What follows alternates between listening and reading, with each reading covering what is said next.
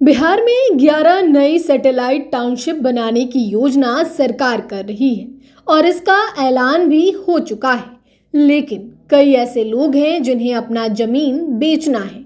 वैसे लोगों के लिए नया नियम आ गया है।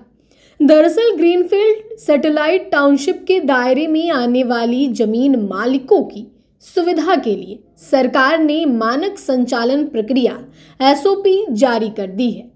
तो चलिए आपको बताते हैं कि पटना में विकसित होने जा रहे ग्रीनफील्ड सैटेलाइट टाउनशिप एरिया के जमीन मालिकों के लिए एक महत्वपूर्ण प्रशासनिक आदेश जारी किया गया है। टाउनशिप क्षेत्र में अपनी जमीन बेचने के इच्छुक भूस्वामियों को अब केवल बिहार राज्य आवास बोर्ड के मुख्यालय में ही आवेदन जमा करना होगा। नगर विकास एवं आवास विभाग ने इस पूरी भूमि खरीद प्रक्रिया के लिए आवास बोर्ड को ही आधिकारिक तौर पर नोडल एजेंसी नियुक्त किया है। आदेश लागू होने के साथ ही आवास बोर्ड मुख्यालय के समाधान केंद्र में अलग से विशेष काउंटर चालू कर दिया गया है, जहां रैयत अपनी जमीन बेचने के लिए एमडी के नाम पर आवेदन कर सकेंगे। इस नई व्यवस्था के तहत आवास बोर्ड से किसी भी क्षेत्रीय कार्यालय में आवेदन लेने की कोई सुविधा नहीं दी गई है। यही कारण है कि जमीन बेचने के इच्छुक लोग अब प्रक्रिया की विस्तृत जानकारी और आवेदन के लिए सीधे आवास बोर्ड मुख्यालय पहुंच रहे हैं। समाधान केंद्र पर विशेष कर्मचारियों की तैनाती कर दी गई है। आवेदकों को अपने आवेदन पत्र के साथ बिक्री के दस्तावेज का प्रारूप और अन्य सभी आवश्यक राजस्व कागजात अनिवार्य रूप से संलग्न करने होंगे। वहीं जमीन बिक्री का प्रस्ताव मिलने के बाद आवास बोर्ड की टीम सक्रिय होगी। प्रस्ताव प्राप्त होने के अधिकतम 7 दिनों के भीतर आवास बोर्ड मुख्यालय स्तर पर दस्तावेजों की पूरी प्रारंभिक जांच करेगा।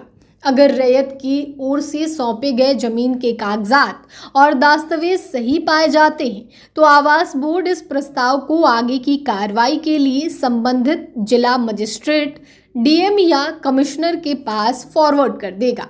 आपको बता दें कि भूमि खरीद प्रक्रिया को पारदर्शी बनाने के लिए सरकार ने वित्तीय सीमा के आधार पर जिम्मेदारी तय की है। अगर बेची जाने वाली जमीन की अनुमानित सरकारी मूल्य 100 करोड़ रुपए से कम है तो प्रस्ताव डीएम के पास जाएगा। वहीं अगर जमीन और उस पर मौजूद परिसंपत्तियों का मूल्य 100 करोड़ से अधिक होता है तो ऐसी स्थिति में प्रस्ताव की फाइल कमिश्नर के पास भेजी जाएगी।